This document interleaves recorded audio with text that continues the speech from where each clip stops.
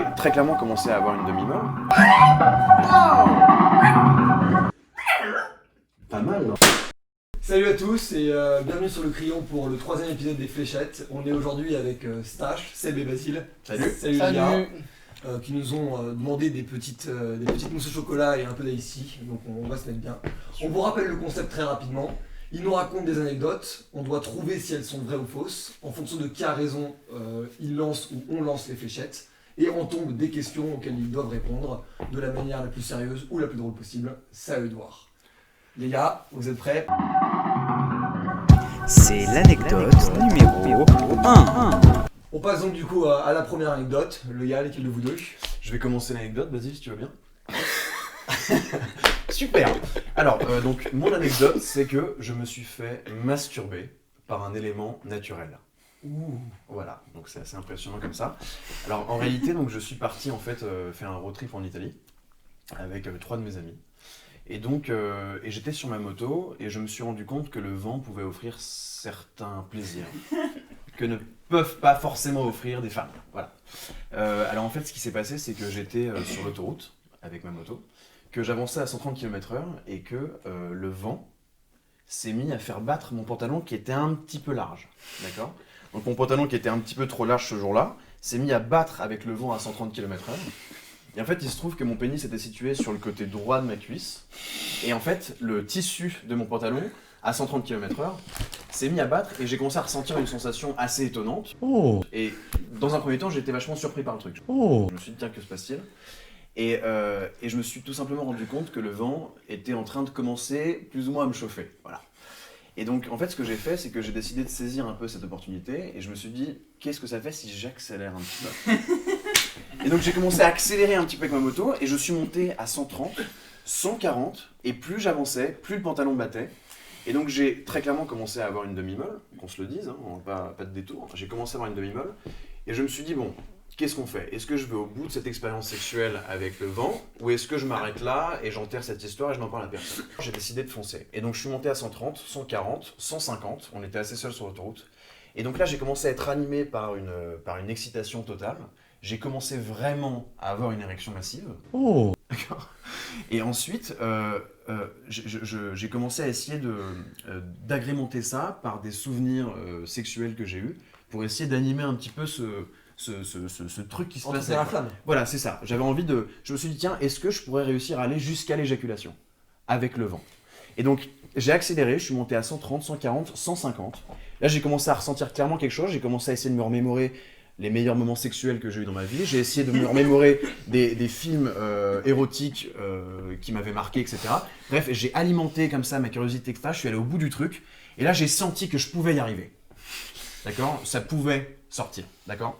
Et donc là, en fait, ce qui s'est passé, c'est que, arrivé à 150, 155, je sentais que 2 km de plus, ça le faisait. Et il s'est mis à avoir un bouchon à 300 mètres. Donc là, je me suis dit, bon, c'est mort, je vais pas non plus terminer sur la bande d'arrêt d'urgence juste pour mon propre plaisir sexuel, il y va de ma vie. Et donc du coup j'ai ralenti et en fait il se trouve qu'il y a eu un accident énorme qui a arrêté toute l'autoroute, il y a eu 2 km de bouchon. On a passé, donc en moto généralement tu passes sur la bande d'arrêt d'urgence et tu remontes toute la file et à la fin t'arrives et en fait il y avait un hélicoptère qui s'était posé, il y a un 33 tonnes qui s'était écrasé sur une voiture, il y a eu un accident colossal en Italie et donc du coup on a attendu 2h30 à l'arrêt et après on a pu repartir. Et je n'ai jamais réussi à retrouver cette sensation avec ce pantalon où j'ai remis clairement tout le road trip. On va pas se mentir. Et donc voilà, donc j'ai eu une relation sexuelle avec le vent qui m'a procuré du plaisir. Voilà. C'est très beau en tout cas dit comme ça. C'est beau, hein, c'est très beau. Voilà. Moi j'ai tellement envie de croire que c'est vrai que je vais dire que c'est vrai. J'ai envie de croire que c'est vrai. J'ai très envie de croire que c'est vrai. J'aime beaucoup ce rapport à la nature. Bien sûr. Très écolo finalement. Voilà. Et je dois pas éclater un truc là Non mais justement, après la prochaine Mais non mais d'abord dis-moi si elle est vraie ou fausse et moi je Ah mais justement, je pense que c'est vrai. Ah tu penses que c'est Je vrai? pense que c'est vrai. J'ai trop envie que ce soit vrai. Cette anecdote est totalement vraie, Valorant. Et oui, Bien sûr, cette anecdote est totalement vraie. Moi j'ai vraiment eu un rapport sexuel avec le vent qui malheureusement n'est pas allé à terme. Ouais, bah oui, c'est dommage. Mais n'empêche que c'était... Les rapports sexuels quand même. Ouais, c'était hyper étonnant. Voilà. Tu l'as jamais recroisé depuis le vent? Le vent, depuis vous parlez plus, c'est fini. Pas aussi rapidement que ça. Ok, donc là, si j'explose quoi, genre n'importe quelle couleur. Celui que tu veux. Ok. Oh bah le blanc. Dis-moi maintenant que les autres, que lui. Oh merde. Ouais, Non, c'est vous qui posez une question. Pour vous, on vous pose une question. Ouais. tout style, c'est à vous de choisir. Antonin, quelle est la situation la plus embarrassante que tu as eue avec un beau-parent? J'ai eu une relation sexuelle dans la même pièce que le beau-parent. Mais ça savait pas. Avec le beau-parent? Non, pas avec le beau-parent. Mais c'était genre dans une pièce un peu bizarre, du coup on voyait pas forcément, mais voilà. Et donc tu as copulé avec sa fille à côté de lui, quoi. Exactement. Putain, si tu nous écoutes. Parfait, ok, nickel. Mais dans quel contexte? Contexte de vacances, Ah ouais, ok. les pièces étaient pas... Petite maison, voilà, petite maison, voilà. Donc J'ai à un dit, moment donné, il pareil, Fallait bien le faire. fallait bien le faire, Bien tu sûr. vois. Je pouvais pas me contenter seulement du vent, parce que c'est quelque Donc il n'y Oui. a pas de vent en intérieur. Voilà, en plus. C'est exactement C'est ça. bien le cas d'un ventilateur. t'as Moi ça. c'est genre premier degré. Hein. Ah, tu parles Dyson, à mon avis, ça peut... Dyson a réinventé l'aspirateur sans fil. Et donc, ok, bah écoute, c'est une anecdote assez exceptionnelle. Voilà. On passe à la suite. C'est l'anecdote numéro 2. Deuxième, hiver 2018. Mhm. Avec mes potes, on part à la Plagne fêter le nouvel an. Ouais. Et en fait, du coup, on arrive là-bas à la Plagne. On fait du ski un peu quand on arrive, paf. Après, on dort, on se fait un gros resto. Le lendemain, c'est le 31 du coup. On va skier toute la journée. Puis le soir, c'est paf, grosse soirée à la Plagne. En fait, il y a DJ avec spectacle pyrotechnique et tout, etc. On se met la race. Et le lendemain, avant de repartir, on va reskier un petit peu.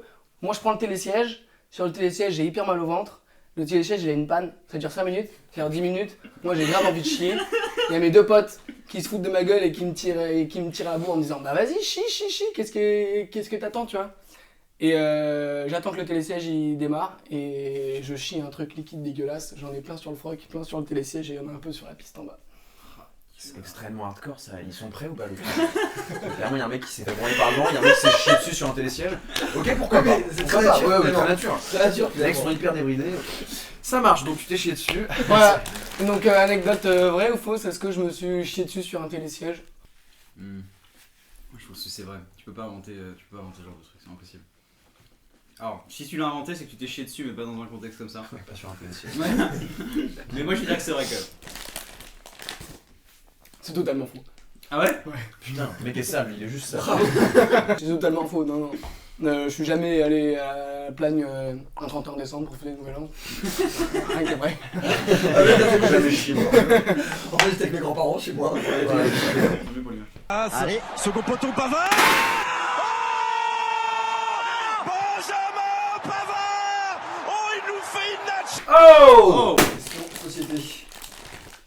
Votre avis sur l'évolution du YouTube Game? Comment tu vois l'évolution de ce qui se fait, soit en termes de qualité ou en termes d'originalité de ce qui se fait? Bah écoute, moi je trouve, je suis assez satisfait de l'évolution parce que je pense qu'il y a quand même pas mal de personnalités qui ont réussi à réussir grâce au web, qui ont su se démarquer. Eh mais c'est Madame Morin, c'est ma prof de maths. Vous avez des problèmes de thunes? Elle est dans le rouge. Elle a dépensé 1700 balles dans des SMS pour Secret Story. Oh la bouffonne, mais... Je pense notamment au studio Bagel qui a commencé sur YouTube et qui a maintenant réussi à produire des formats comme Groom, qui sont quand même des formats qui s'approchent plus de la série, qui peut passer en télé, etc. Parce que ça a été produit par Canal+.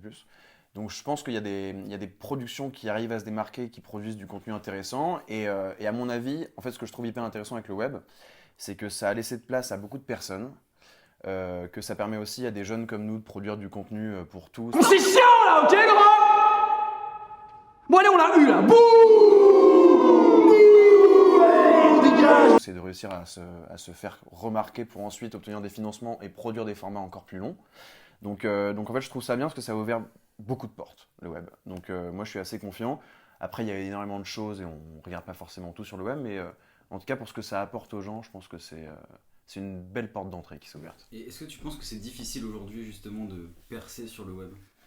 Bah, en fait, il faut être attentif à ce qui se passe. D'abord, il y avait YouTube. Ensuite, Instagram a commencé à prendre pas mal de place. Il y a des humoristes qui se sont lancés sur Insta, etc.